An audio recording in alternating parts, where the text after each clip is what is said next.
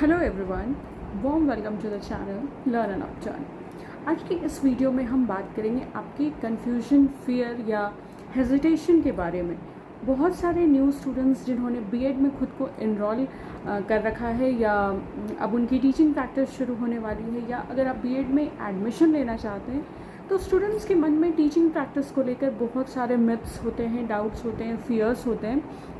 वो कंफ्यूज रहते हैं कि लाइक टीचिंग प्रैक्टिस बहुत डिफ़िकल्ट होता है, हेक्टिक होता है।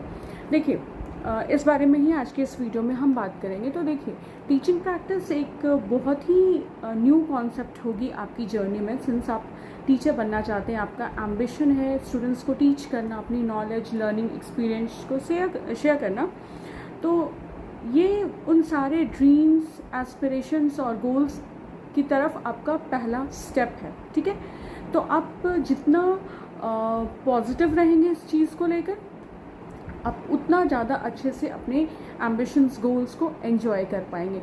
इस कंप्लीट वीडियो में मैं आपको बताऊंगी कि टीचिंग प्रैक्टिस बिल्कुल भी डिफ़िकल्ट नहीं है। जो भी फियर्स और मिथ्स होते हैं आपके मन में, उसको मैं बर्स्ट करने की कोशिश करूँगी।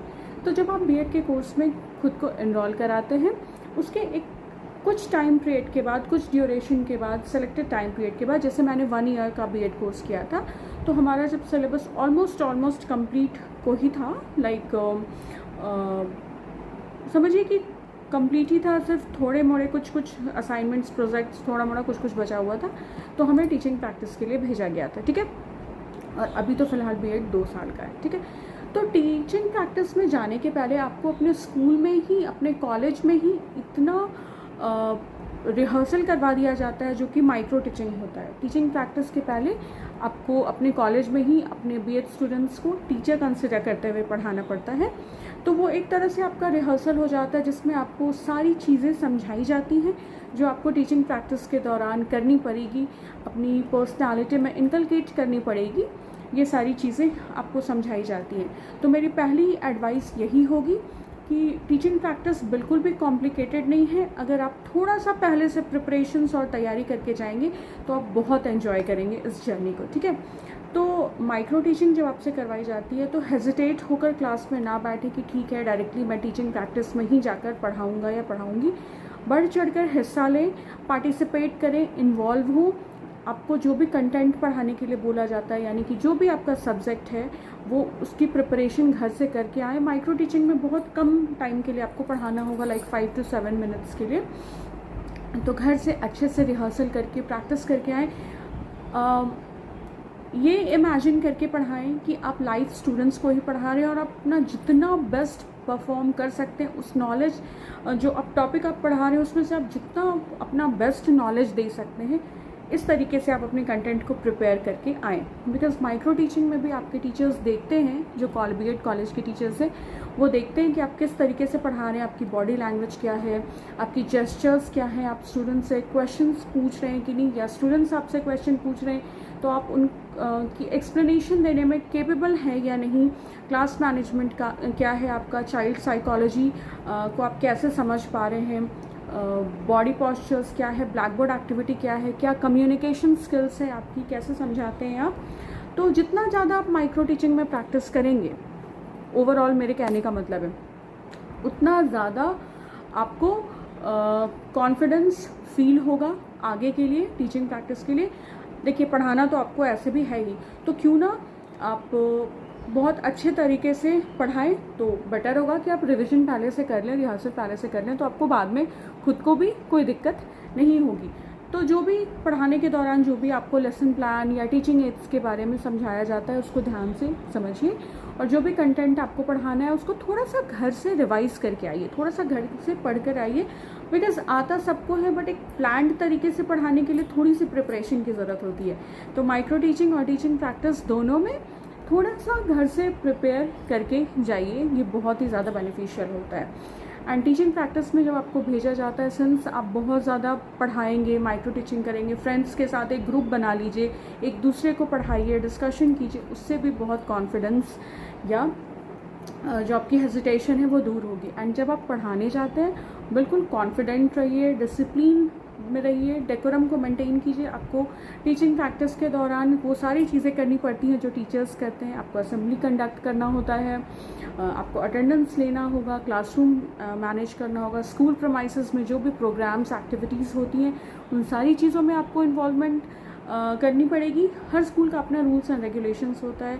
बहुत ज़्यादा पॉलिटिक्स और गॉसिप्स ये सारी चीज़ों में ना पड़ के अपनी जो आने वाली आपकी करियर अपॉर्चुनिटी एम्बिशन है, उसके पहले जो आपको ये ट्रेनिंग एक्सपीरियंस करने का मौका मिल रहा है उसको एंजॉय कीजिए। स्टूडेंट्स के साथ इंटरेक्शन कीजिए, एक हेल्दी रिलेशन इस्टेब्लिश कीजिए अपने स्टूडेंट्स के साथ। कोई इशू नहीं होती है, आपको बस ज़्यादा ओवर फ्रेंडली नहीं होना है और ज़्यादा स्ट्रिक्ट नहीं होना है।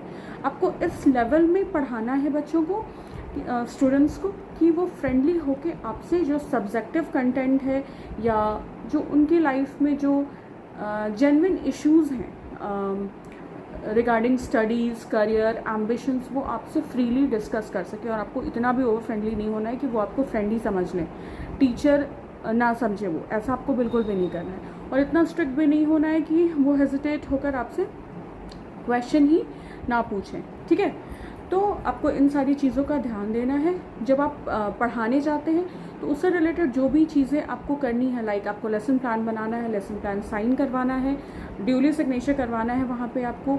जो आपके कॉलेज के टीचर्स आएंगे सर्वे करने या देखने आपको, तो वो सारी चीज़ों में आपको रिपोर्ट करना होगा। टीचिंग एड्स क्या होंगे, आपके जो कॉरेस्पॉन्डिंग टीचर होंगे जिनको आपको रिपोर्ट करना है, उनके साथ सारी चीज़ें आप इन्फॉर्मेशंस जो भी है वो सारा कुछ शेयर करें।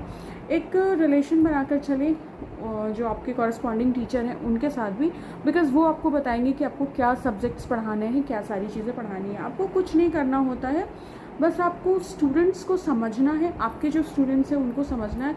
देखिए, नो डाउट हर क्लास में कोऑपरेटिव एंड प्रॉब्लमेटिक स्टूडेंट्स होते हैं, तो आपको थोड़ा मैनेज करके चलना है। जो प्रॉब्लमेटिक स्टूडेंट्स हैं उनको थोड़ी रिस्पॉन्सिबिलिटीज़ दीजिए ताकि वो थोड़ा सा प्रॉब्लम कम क्रिएट करें क्लास में। और जो थोड़े स्लो लर्निंग स्टूडेंट्स हैं उनको थोड़ा टाइम दीजिए, उनको समझाइए, एक पेस लेकर चलिए। जो पढ़ाने का पेस है वो एक नॉर्मल पेस लेकर चलिए ताकि सारे कैटेगरी ऑफ स्टूडेंट्स को हेल्प मिल सके, ठीक है। और अटेंडेंस वगैरह या जो आपका चेक इन या चेकआउट का टाइम है वो सारी चीज़ें ड्यूली डिसिप्लिन के साथ मेंटेन कीजिए।